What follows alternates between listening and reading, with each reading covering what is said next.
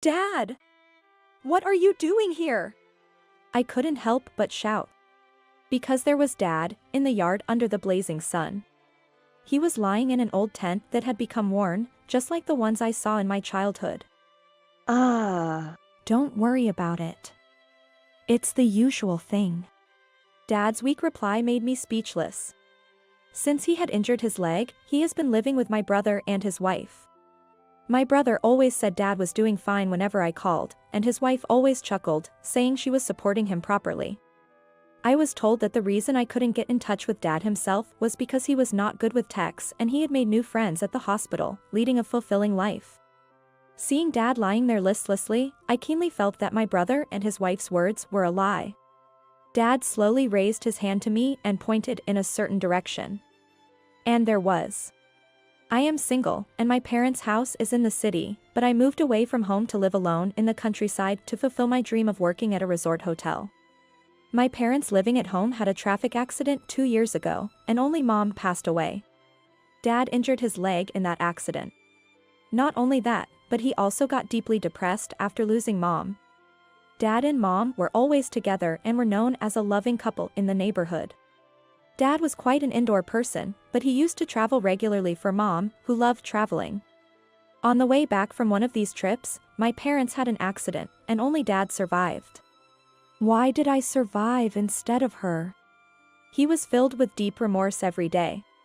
The injury made Dad, who preferred staying indoors, spend even more time at home. Since I was working, there was only so much time I could spend for home care. Seeing Dad so down made me feel terrible, but fortunately, I have a brother who is 7 years older than me. My brother Anthony and his wife Mia, living close to our parents' home, occasionally checked in on us. Dad's gotten a lot weaker, hasn't he? When I said that. They were a loving couple, after all. It's understandable. We live nearby, so Emma, don't worry and focus on your work. Anthony replied. Thank you. When I thanked him. Recently, I've been directly hit by the recession, and my income has decreased significantly. I need to start saving soon. How about you, Emma? He said with a sigh. I'm actually doing pretty well, thanks to tourists coming back from abroad. I have been really busy lately, unlike my brother. The overtime pay compensated for it, so I haven't been struggling financially. In fact, I've had a raise and I think I'm earning more than most of my peers. However, not having private time has been tough. It was the first time my brother had lamented about his financial situation. According to him, they've had to cut back on food expenses and are barely making it through each day. He hasn't bought clothes in over a year, and of course, they haven't been on any trips either. He said they wanted children, but the two of them were barely managing as is, so having children was out of the question. I was worried they must be really struggling, then Anthony mentioned during a conversation at his house. Dad's leg has gotten much worse, and he needs some support. We're thinking about living together so we can take care of him. Followed by Mia. We were talking about how it would save us money and we could take care of Dad at the same time. I appreciate it. Let me know if there's anything I can do to help. I thanked them on the spot. Thank you, Emma. Good luck with your work. Mia also seemed happy. Thus, to save money and take care of Dad, my brother and his wife decided to live with Dad. The relationship between Dad and my brother wasn't that great to begin with. My brother used to come home in the morning and was often scolded by Dad back when he was a student. Gradually, they stopped talking much, and after graduating from college, Anthony hardly ever came home. I had hardly seen Dad and Anthony talking since he became an adult. So, it was surprising that Anthony was being positive about living with Dad. It was easy to imagine they were really struggling financially. The appeal of saving on rent and living expenses was totally understandable, especially for someone living alone like me. However, I honestly felt anxious about whether they would truly take proper care of him. Since I couldn't go back home often due to work, I regularly called Anthony instead. Hey, Anthony, how's Dad doing? He's started to smile a bit more these days. Isn't caregiving tough? I'm sorry to leave it all to you. It's been 3 months now and I think we've gotten quite used to us living together. Initially, I felt anxious, but it seemed that my brother and his wife were dedicated to support Dad, so I could focus on my work with peace of mind. Several years have passed, and after the summer vacation ended, I decided to visit my hometown for the first time in a while. I called Anthony to avoid surprising them with my sudden return. "Hey, Anthony! It's been a while." "Oh, it has been. How are you?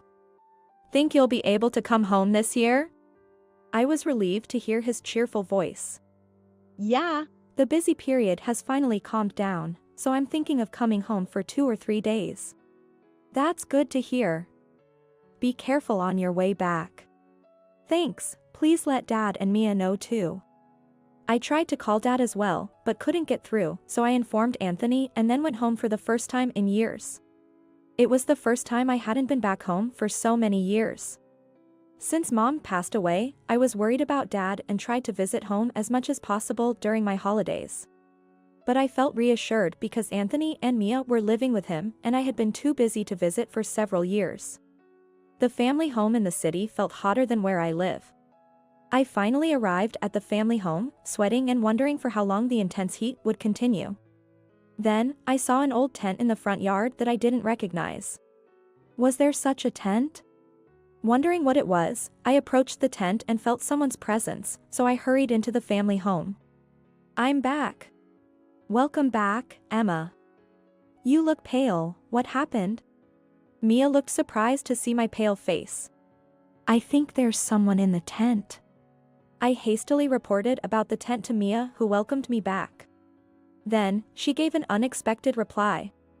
That's Dad." My brother's wife answered calmly. "What? Dad is in the tent on such a hot day?" I rushed to check inside the tent. Inside, Dad was lying down as if he had collapsed. "Mia! I'm calling an ambulance. Dad is fatigued," I said, and then, "No need to call an ambulance," Mia shouted at me. "It's Dad's wish to live in the garden. So there's nothing to worry about." She said something incomprehensible. Dad is fatigued on such a hot day and still claims to want to live in the garden? That extreme indoor person would say such thing? I don't remember being taken to camping or to beaches even when Mom was doing great and healthy. Dad used to say the best place to stay in summer is in chilled room and the heated room in winter. There's no way Dad would want to spend time outside on such a hot day. I felt that something was off, an unpleasant premonition came over me. I hurried over to the tent where Dad was and spoke to him. "Dad, what happened? Are you okay?" "Emma? It's nothing, just the usual, I'm fine," Dad said in a weakened voice. "Do you live in this fiery place every day? Won't you come inside?" When I asked Dad that, he slowly pointed towards the main house. There was Dad's room. "Actually, since living with Anthony and the others, I've been forced to live in the closet." Dad revealed the shocking truth. "In the closet? I thought they were dedicatedly taking care of you." "Not once have they taken care of me dedicatedly. Their living together is only for their own savings. I've repeatedly told them I hate the closet because my leg hurts. Then they said if I complain, live outside, and that's why I was thrown out in the garden with an old tent during this still hot period." Dad continued with a story I wished I could shut my ears to. It was clear that my brother and Dad could not get along. I blamed myself for trusting Anthony. Mia was not the type to dedicatedly support someone either. I remembered how Anthony used to complain about her going out drinking and coming home wasted early in the morning. This couple, who said they ate out 365 days a year and never cooked for themselves, clearly weren't cut out for taking care of Dad. Yet, I was foolish enough to have expectations. "This is not okay. I've got you now that I'm here." It was shocking to discover how terribly they had been treating Dad. Despite their claims of dedicated care over the phone, they had actually forced Dad to live in a closet and then thrown him out into the yard. Unforgivable. Anger welled up inside me. Ignoring Mia's pleas, I called an ambulance. I said there's no need to call an ambulance. Don't make such a big deal out of it.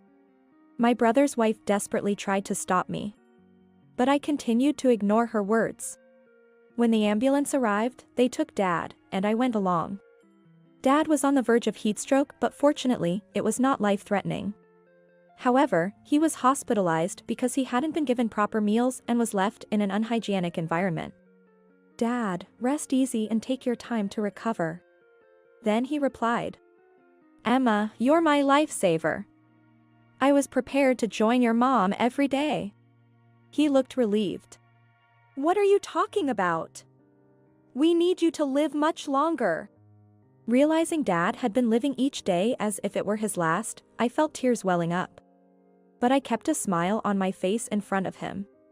I went back to the family home to collect some things for Dad's hospital stay. Anthony, Mia, you need to explain yourselves about Dad. I confronted my brother and his wife with my anger about how Dad had been treated. We were just acting cold, hoping Dad would leave on his own. Mia confessed nonchalantly. Yeah, surprisingly, he was stubborn and wouldn't leave. Anthony said it as if it was nothing. They seemed to be aware that they had been cruel to Dad. They laughed while talking about their attempts to drive him out. Do you even hear what you're saying? It's good that he's alive, but if something had happened to Dad, you'd both be criminals. You're over-exaggerating. We did feed him and checked if he was alive once a day. He spoke as if they were dealing with an animal. He's being hospitalized because he wasn't fed properly. What do you think Dad is? It's absurd to kick him out of his own house. My brother and his wife showed no sign of remorse and began making excuses. We didn't want to live here out of choice.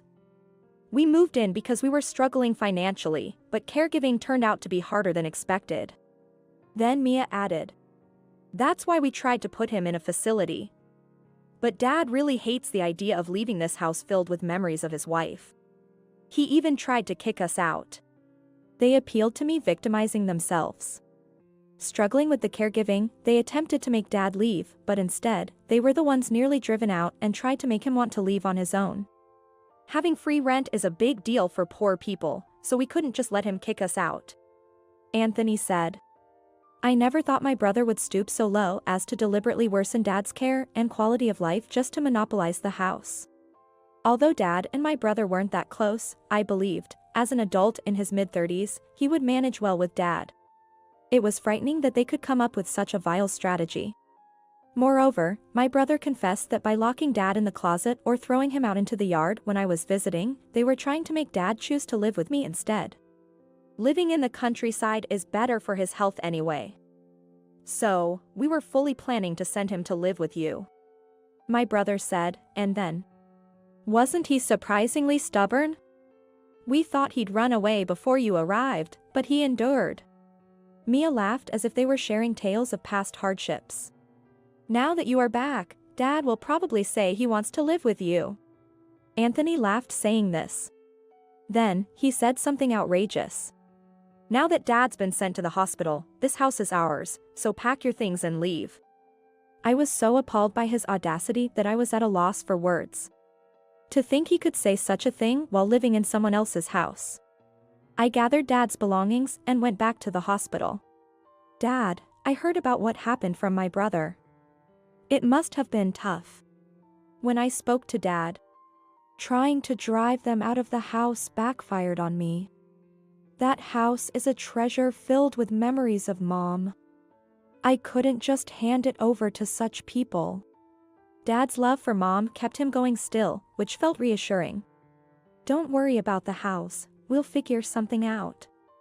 The hospital stay might continue for a bit, but would you like to live with me after you're discharged? When I suggested this. Thank you. If you are okay with it, I'd be happy to live together. Dad seemed pleased. After getting Dad's consent to live together, I went back to my place.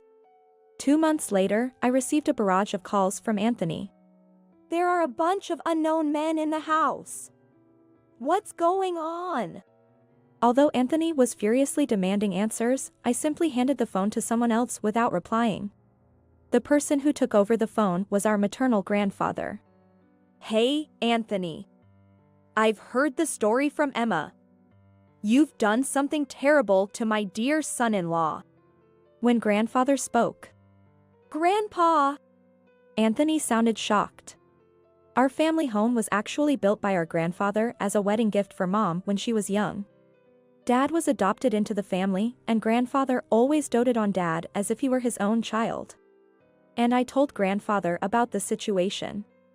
He was furious and sent over some of his strongest apprentices to drive out my brother and his wife. After the commotion, I immediately called grandfather, who is the land and house owner. Grandfather has always been imposing, and Anthony has always been afraid of him. I sought his help this time, believing he would be able to do something. Anthony, all your stuff has been arranged to be sent to Mia's parents' house. When grandfather said this, don't just go ahead with things on your own. Anthony resisted, albeit fearfully. A person who treated their family like that has no right to talk back. Got any complaints? Grandfather spoke sternly. No, sir, I'm sorry. Anthony conceded and didn't talk back after that. Grandfather was always kind to me, a woman, but very strict with Anthony. Growing up, if he cried, stop crying and man up. Grandfather would spank him, causing him to cry more and get scolded even further. What was acceptable in the past is now considered taboo. Watching Anthony, I often felt relieved to have been born a girl. Although he had been rebellious towards Dad, he never dared to defy grandfather. This time too, he tried to resist a bit, but grandfather quickly took control, showing my brother couldn't match him. Anthony and Mia's belongings were delivered to Mia's parents' house as grandfather had arranged. Upon arriving at Mia's parents' house, apparently it had been a long time since they returned there. Hey, Dad, I think our stuff has arrived, so we came to pick it up. When Mia said this, Mia's dad came out from the back room. I've heard everything from Anthony's sister. You guys are going to live with us from now on. Then my brother responded. It's okay. We'll live at my family home. Don't even think about returning after doing such things to your father. I'll straighten out your rotten attitude. Mia's dad was furious. I had heard that Mia's dad was very strict. After explaining everything to her dad, they had no choice but to live altogether under strict discipline. Mia was taught to cook from scratch and had to prepare meals for the family every day. Anthony got permission for a side job and helped Mia's dad with his work on weekends. After being discharged, Dad was told by grandfather that the house needed repairs due to damage. Determined to fix the house filled with memories of Mom, Dad committed himself to rehabilitation and recovered impressively. You did great with the rehab. The doctors were even surprised by your quick recovery. When I said that, Dad replied, Of course. It's the house filled with memories of your mom, so I need to put my all into fixing it.